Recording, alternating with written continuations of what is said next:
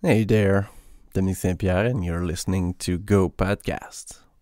You might have noticed that there's no intro music anymore, and I haven't posted for a long time now. So I've decided to, be more productive with the podcast and try to remove the tasks that are difficult, and because it's still long to produce the episode and whatnot, and the intro music and outro was there and not really useful, so I cut it. And so why I haven't posted an episode in the last 3-4 months? So basically, I've been working on this integration for the last 2 years of one of my consulting client that got acquired by Equifax, actually. So it was kind of a decently sized acquisition, if I can say that. And so yes, it took a lot of times and energy from me, and posting podcast was difficult. We'll just leave it at that. So from here, I'm hopeful that I will restart to post more frequently.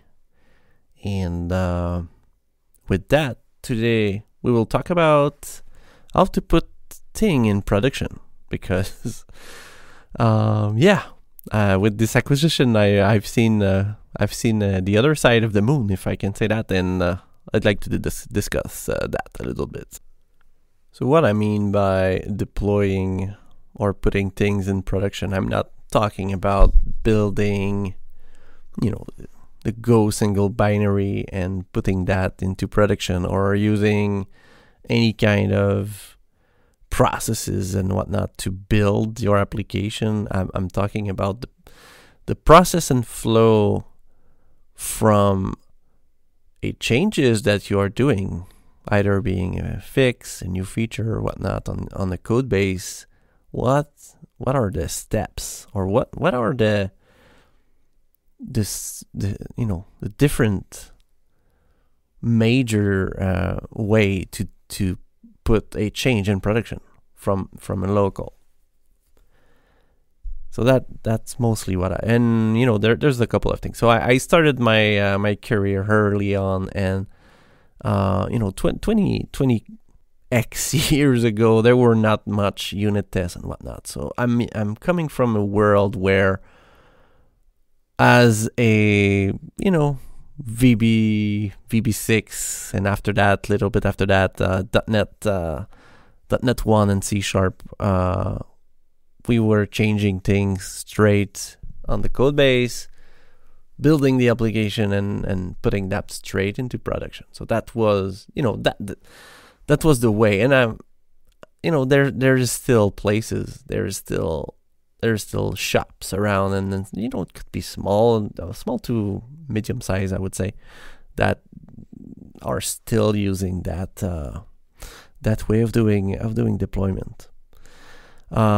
So I'm talking about no test, straight into production. Fingers crossed, you don't do that on a Friday and things like that. So we've all been there, I think. Maybe not the younger developers now.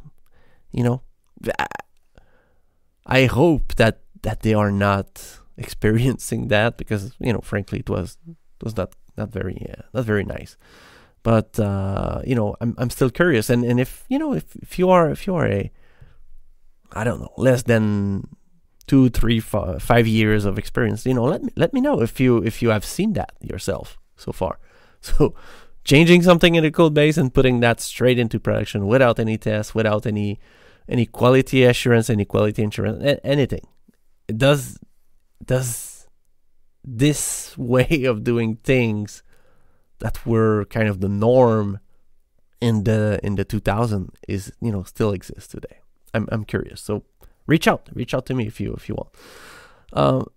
So the second way that I've seen is mainly having a dev environment, which is usually the programmer's local environment, and having a kind of a staging server where things are deployed there, and at some point the staging environment is promoted to production. So that was kind of a nicer way of doing things. It's still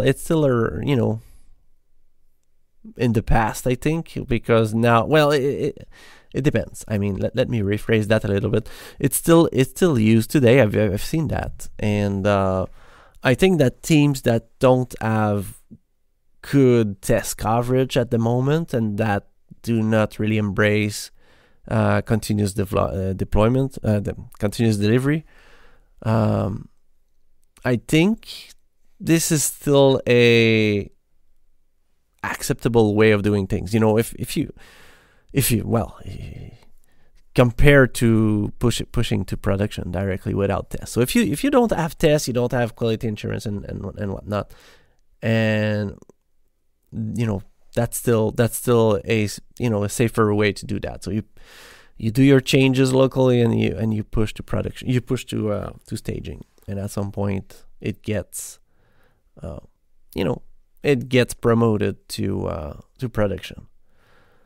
So like I was saying, it's working, and I'm still seeing places that do that. And another thing to think about is what are the steps exactly that multiple people will have to do to put something into production. And I'm saying that, like I was saying in the intro, because I have seen. Well, yeah. Let's just keep it simple. So I'm not an enterprise developer, and I never work at an enterprise in all my career. So I've seen things in the last 4 months that I haven't seen in 20 years before, and I won't go into detail because I'm not even sure what I'm allowed to say and not to say. So I will keep it generics. But suffice to say that yes, I kind of discovered that deploying to production can be actually extremely painful, and that never was my experience so far. So I've worked at a lot of different size company, but like I was saying, never at an enterprise level. And what is an enterprise? I'm not even sure. But in my case, I never really worked at a company with more than 100 people, and I'm not talking just, the software engineering team. I'm talking about the overall size of the company. So I tend to prefer smaller company, and I've also, started a lot of SaaS myself, and I'm a SaaS builder. I'm a technical founder, and this is what I do. So usually under 10 people and whatnot. So that's my background. So of course I have discovered that deploying to production can be painful, and like I was saying, that was not my experience so far, and that's why I'm doing this episode, because if you are in a similar situation, then man, I feel sorry for you. So what I'm talking about here, so I'm talking about, well, first of all, deploying. If deploying to production involve a lots of people, and I'm talking about, like, I don't know, 5, 6, 7, 8, whatever. This starts to be complicated. So for me in the past, deciding to go to production was mainly a single or two people decision.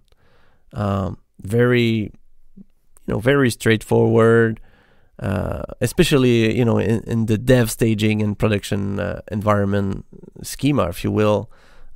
If it's good in staging and at least one one person from the business have said, you know what, yeah, we have a go, then that's just a push from one environment to the other. So what I've discovered with this acquisition, so you do need to have a plan to push the smallest change possible. I won't give example, but just a bug fix. Let's say you have a software, whatever, and there's a bug in the software, and you fix it. So I assume that if it's like that at this place, then there has to be other places that is like that. And if it takes a lot of days to push one small feature or one bug fix like that to production, then wow, that explained to me where I guess I've always found that bigger companies do have difficulties to move fast. And again, I mean, I'm coming from a SaaS founder point of view here, and I completely agree with you that my experience are kind of biases by what I've known so far, and to me it threw me out of my chair. I don't know if that expression exists in English or not, but in French we have a saying that when you see something that you're not used to, I was surprised. I was let's say I was extremely surprised to see that.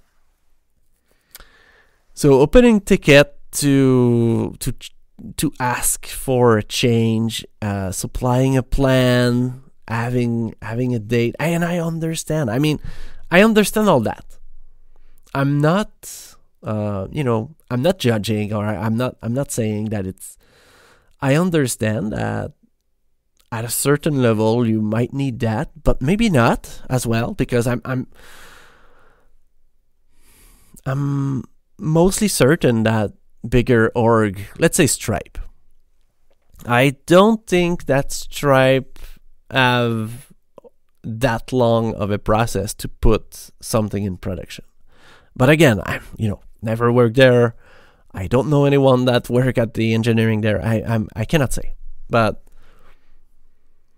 I cannot say for sure. But in my hopeful mind, I just wish so hard that it's not like that when you pass a certain size for a company.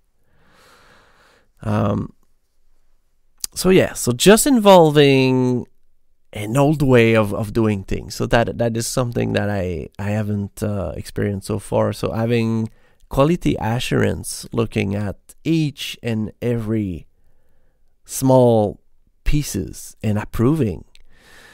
So that's just the first step. So you deploy to a place, and a department of quality assurance needs to first validate that this is in fact working from a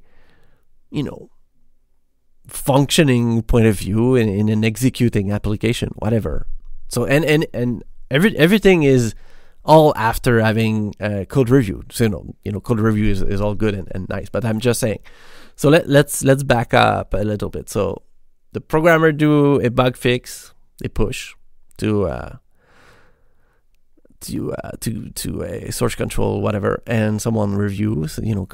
Two person review. After that, it's deployed to an environment where quality assurance needs to validate that it's fine, code wise and whatnot. In a runtime environment, you're still not in production, so you already have involved at least 4 people plus you, maybe the developer. And if it's good, then now you need to push that to to another place where now it's the business people that will need to sign off on this change.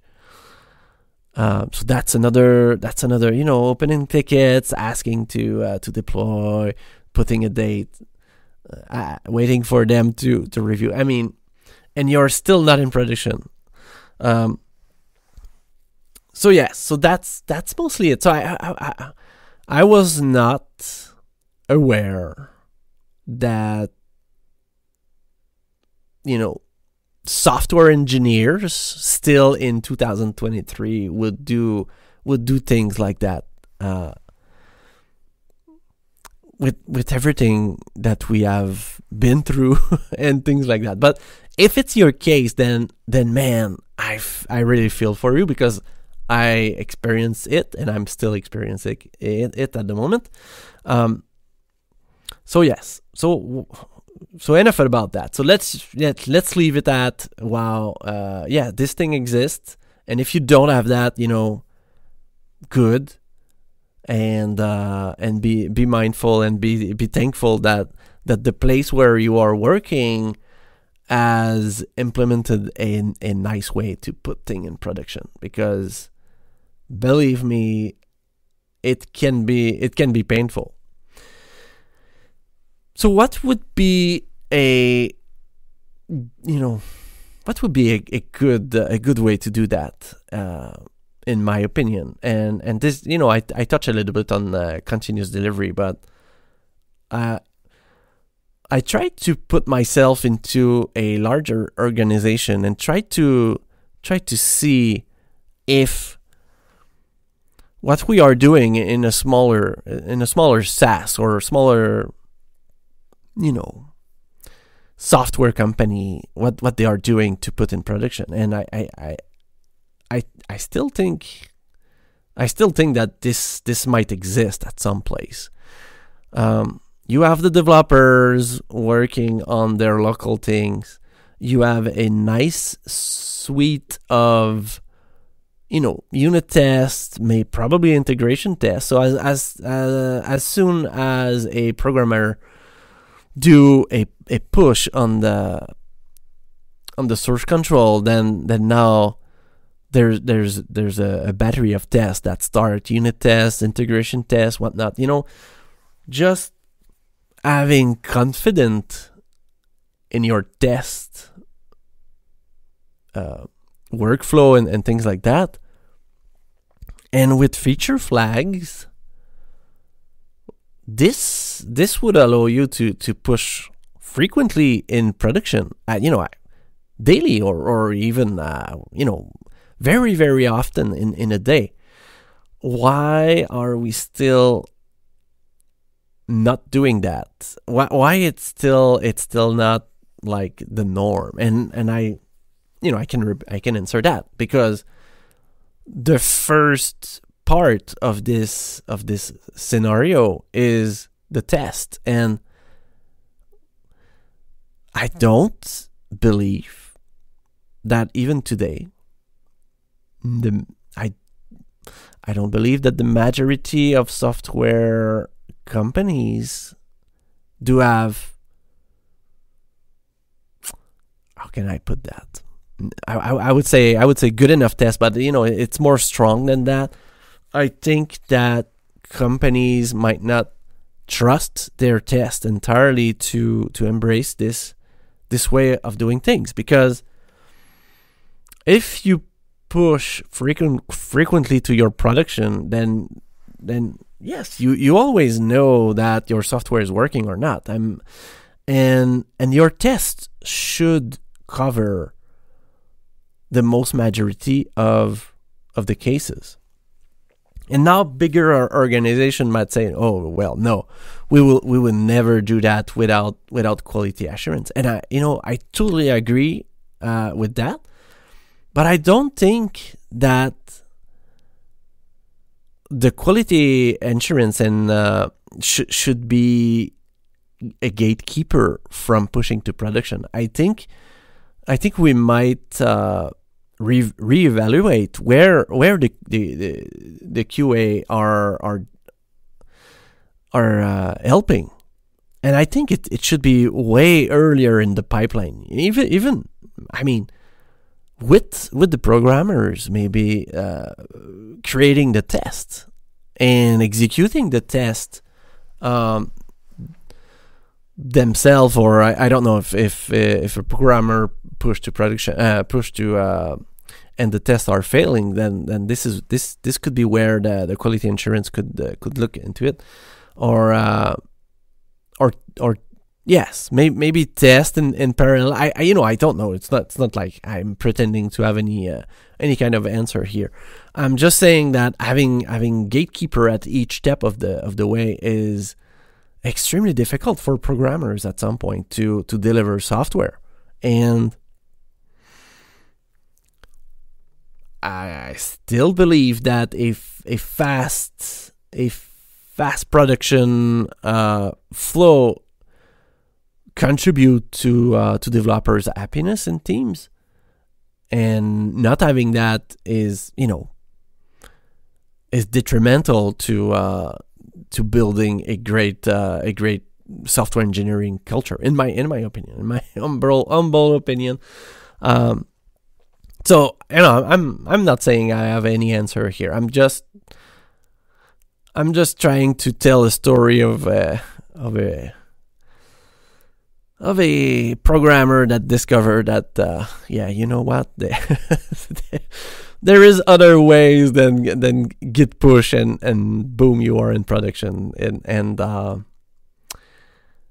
yes, I would still like to believe that there is places out there that embrace the continuous delivery way of having great tests, having feature flags for hiding unfinished feature.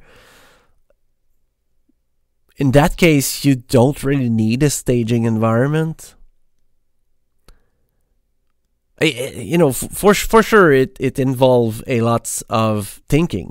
This is important, and you cannot push product into the end of your customers with bugs. So and with not optimal functionalities and whatnot.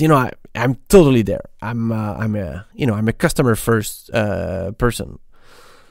There is most certainly a way, and I'm not knowing all the scenarios in here.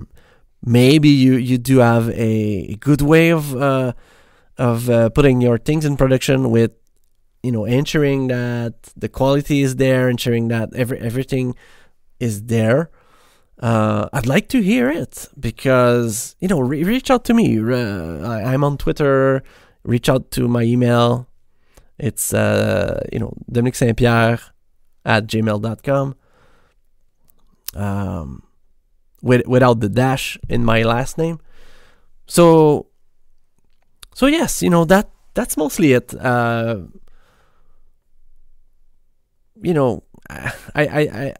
think we are still as an industry ditching the tests as a way to ensure we can push to production. And there's a way to include the quality assurance in that step, most certainly. But yes. Enough of that. So I think that's it. So that's the episode. So thank you for listening, and if you can share the podcast, that would be extremely appreciated. All right, thanks. Bye.